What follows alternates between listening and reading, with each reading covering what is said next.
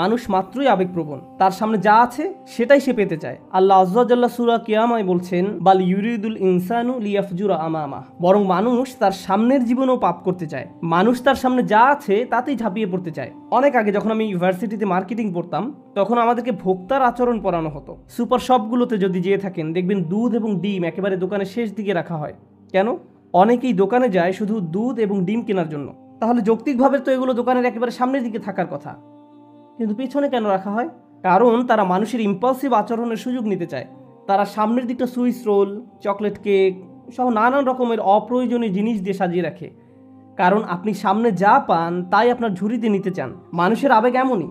শয়তান মানুষের এই আচরণের সুযোগ নিতে চায়। জীবন চলার পথে অনেক কিছুই আপনার সামনে এসে পড়বে, তখন শয়তান আপনাকে বলবে, আরে এমন কি আর হবে, অল্প একটু উপভোগ করো, এটা তো খুব বেশি খারাপ না।